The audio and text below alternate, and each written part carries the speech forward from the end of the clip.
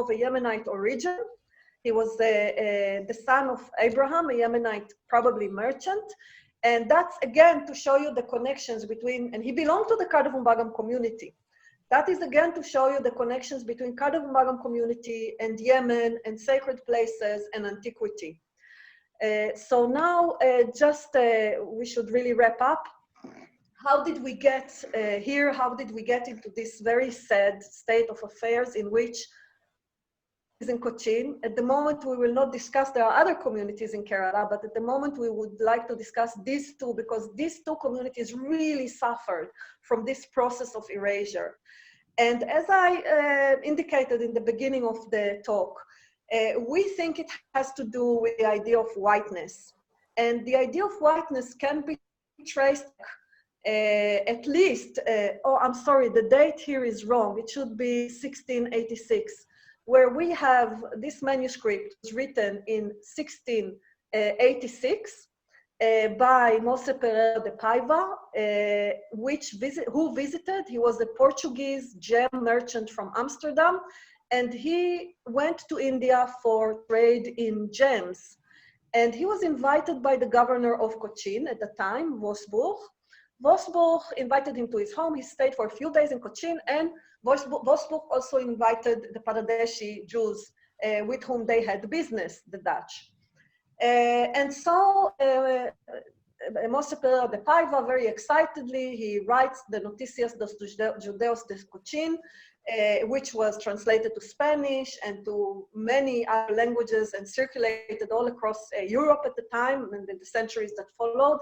And there he calls some of the Paradeshi families white, and the others he doesn't mention what they are.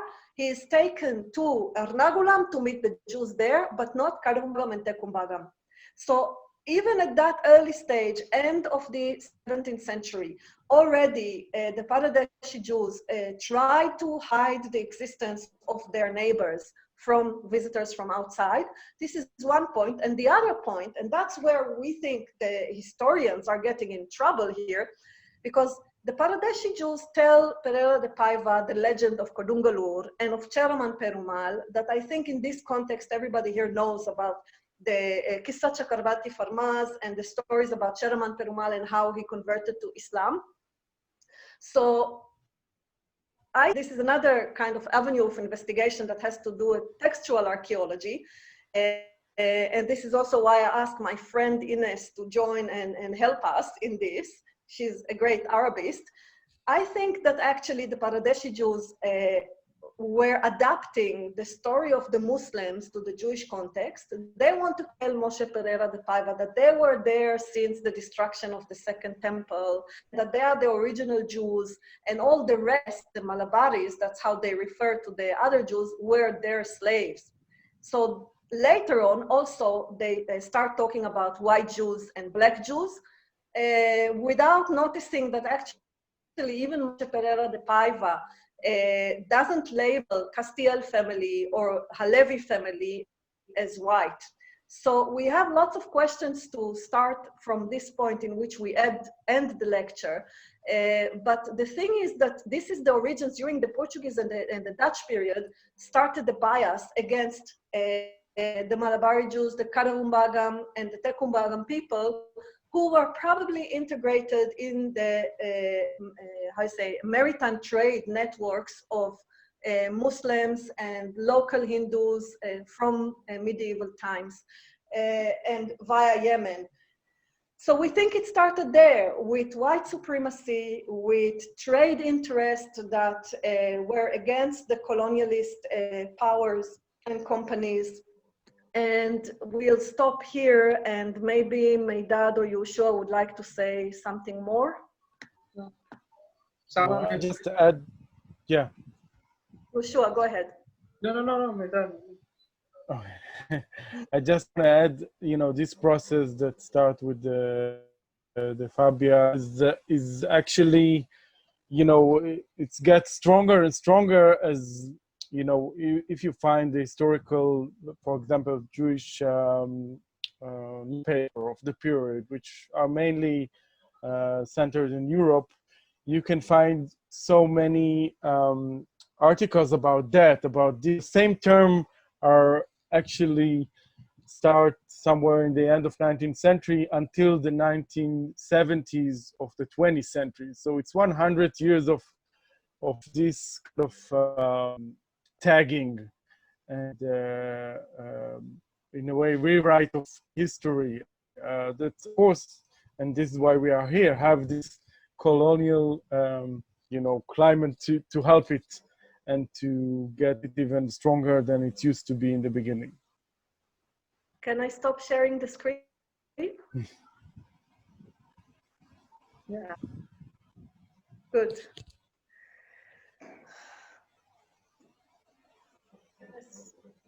Oh, thank you, Ofi. Hello. I had a comment, madam. Yes. Oh. Please. Actually, how are you? Actually, you told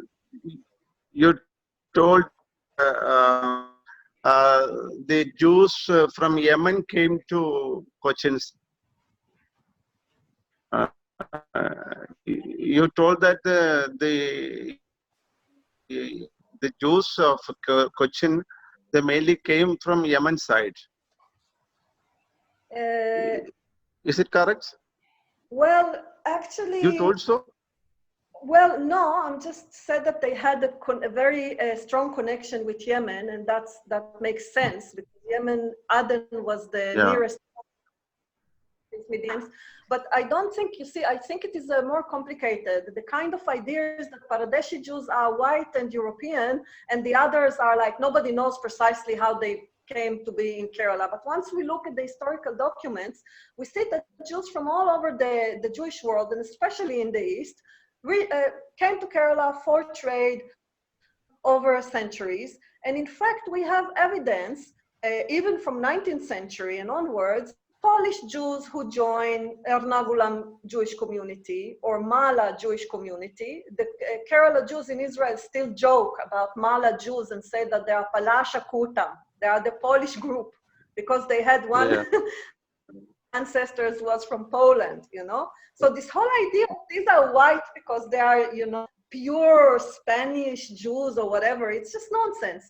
And you have, of course, in the Bangladeshi community, at some point, you have also Yemenite Jews in their community, you know? So much more complicated picture of ethnicity that this kind of labels and this kind of erasing the history also erases the fact that the Jews of Kerala came from different places in different periods, never one big group of refugees, as it is often discussed. This is my position. I'm not sure that Yoshua and Meidad will agree with me, but this is what I learned from history. I hope answers your question. Okay, my another question is, you told that the Portuguese were inimical to Jews generally, and also the Muslims also in Cochin. But when I went through the Camp Panikkur's book, History of Portuguese in Malabar, that he says there were continuous business between the Jews and the Portuguese, and also many Muslims also were very much close to the Portuguese. So this then how can we think that the all Jews and the all Muslims were inimical to Portuguese? Isn't so? I totally agree. Actually, we didn't really touch on that point. What we wanted to highlight is the way that structures, the monuments, and along with them a history is being erased. And as you point, when you look into the documents, you can see that there were different intersections and the Jews and probably also Muslims. The article that we wrote together, I also looked closely into some documents. I can't really read Portuguese, I did my best. And at some point, the Portuguese started to the scholar José Alberto Tavim, who writes about those documents. That's where I learned, you know, about this. In the late 16th century, the Portuguese started collecting boats, they call it smugglers, of traders from Cochin, even Christians, not only Jews, not only Muslims, and not only. They are very angry that there is pepper that's being sent via ships without first getting their approval. So that period, we have to really think what happened there. I think that actually the Paradeshis came into prominence. We still have to work and find evidence and think about it. I think that they came into prominence because they had business with the Portuguese. This is my hunch. No, I also read that many Jews were taken by the Portuguese and they were made slaves there. Isn't so? That I know. Many from.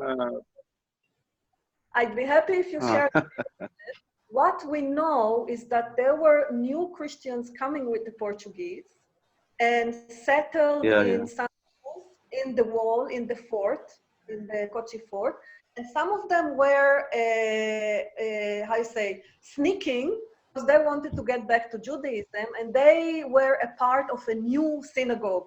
That was before the Paradeshi synagogue was constructed. It was before the Dutch palace was constructed. So before the Mancheri palace was constructed, and we know that they gave them a land. So in the early 16th century, we had new Christians trying to join a Jewish community in Cochin. This is where I depart from José Alberto Tavim, because his interpretation is that the new synagogue is Kadabumbagam. And I say, cannot be, because there was Tekumbagam and it's closer to Santa Cruz. And I asked him in an email, no, Tekumbagam was only built in the 17th century. And I said, but we have an inscription from the 15th century. He said, I don't believe that. So what can I say? But that is. Thank you. Thank you. Sorry, I go on like that. I don't want to talk too much. Sorry. Can I, Jen?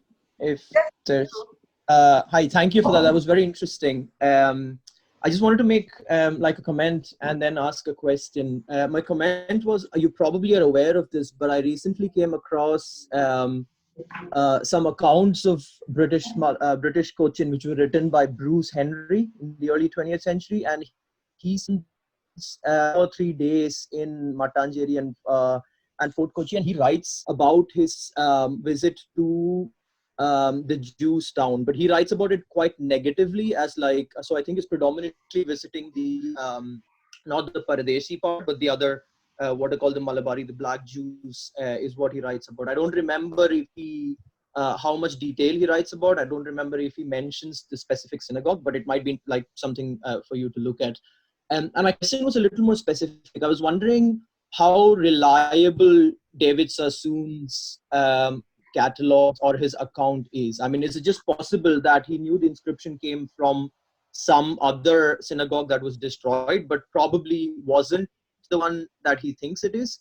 And in that case, were there accounts of any synagogues further up north in Malabar which could have been razed to the ground by Tipu Sultan? So is it possible that there was a synagogue that was destroyed by Tipu and the inscription was one, but maybe a two? Thank you. Thank you.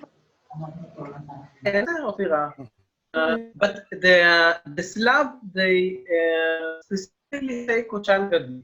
So it's, you see, it was say some other synagogue, or I don't know, but the specific were Kochangadi and Kochangadi Matangeri.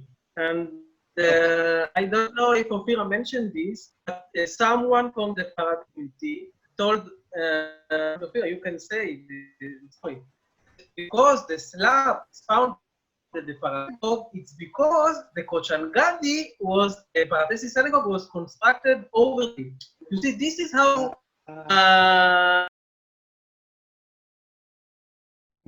is to base our narrative, our alternative narrative on facts and on, written facts or material, culture.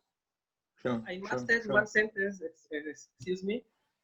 We need a hurry, yes? We need to think about the big picture. The big picture was always the Paradesi. There was one, I think, one major issue between the Paradesi and the Malabar Jews.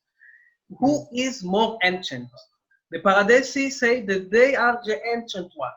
They say that they are the 2000 or I don't know, but they are the oldest, and the Malabars are not. So the Slavs is part of this issue. You see, it's not just they want the Slav, because the Slav at itself don't have any meaning, but it is part of proving that the Paradesi is the oldest, the purest, and they do this by, as Meidad mentioned, piece by piece, and so this is the. I didn't mean to like shift the focus. I was just wondering if the whole Tipu Sultan story had anything in it that is worth exploring. That's all. I mean, I didn't realize that it said Kochangadi in the inscription. I'm sorry, I missed that bit. But I do think that you mentioned might be. In the Slav, it doesn't mention Kochangadi. In the Slav, it doesn't. Itself, okay. In the Slav itself, it doesn't mention Kochangadi. It doesn't. Maybe Ophira, you can. They say that the Slavs is from Kochangadi. At the Slav itself, Kochangadi is not mentioned. No, okay. What Tipu Sultan destroyed, that is something I don't know. I know that it didn't reach Cochin, and you are right about the information that David Sassoon gives. He's transcribing the inscriptions, that you can trust him. But there is a lot of information he is gathering from Paradesi sources. Some of them are written, some of them are obviously real. We suspect that this piece of information, clearly it's not true, that Tipu Sultan destroyed the synagogue in Cochin, okay? But he said this inscription was in the attic. How did it get there, to the attic of Kadumban? Oh, these people just brought her from somewhere else. And this is a part of the, how you say,